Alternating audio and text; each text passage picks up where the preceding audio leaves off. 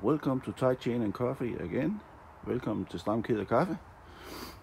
It's a long time ago that I last posted something. And now I just brought this beautiful Colnago Master Austria yesterday from one of my friends. It's a beauty. I love really this color combination. Ja, jeg købte den her i går af en af mine gode venner, som også samler på Colnago. En, der hedder Karl Johan. Så den hentede jeg i går. Så det var godt, at jeg ikke købte en her for et stykke tid siden. For det, nu fik jeg jo den, som jeg gerne ville have. Men det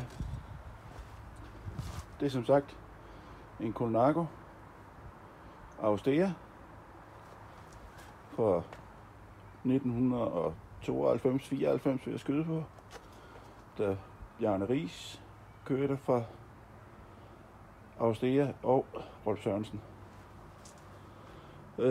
I think this bike is from around 1992-94, and this time was it where Bjarne Riis and Rolf Sørensen was driving from Austria.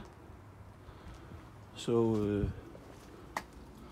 it's really a beauty.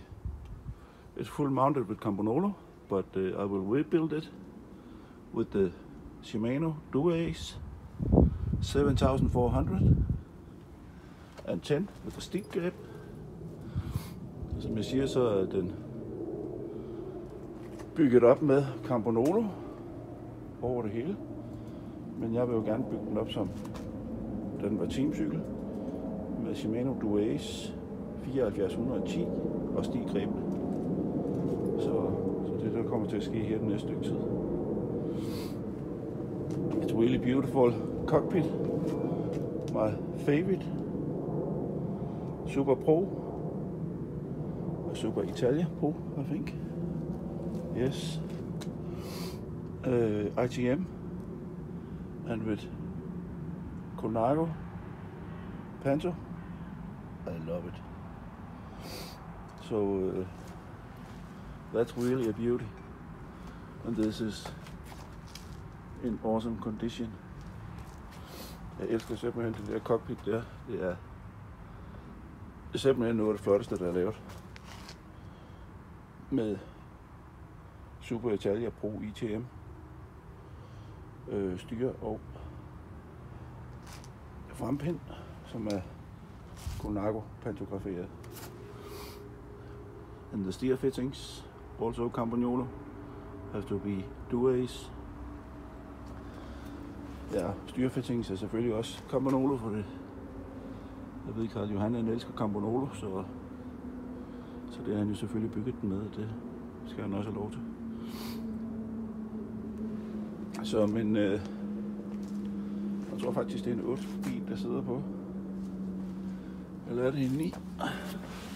2, 4, 6, 8. Det er en 8-speed, ja. It's a 8-speed Camponolo. In also awesome condition.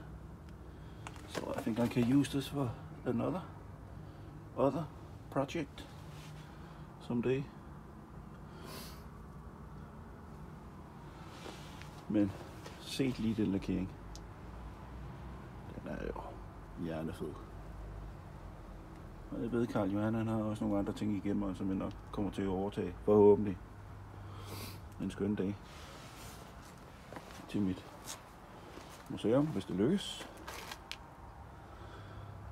Så ja.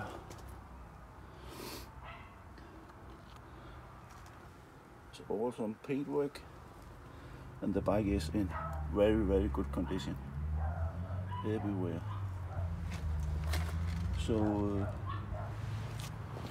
if you have some questions or something like that, I will try to get back and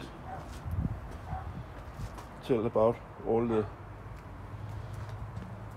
things. If you have some questions, then please leave a message down below. That's everything from this time. So don't forget to subscribe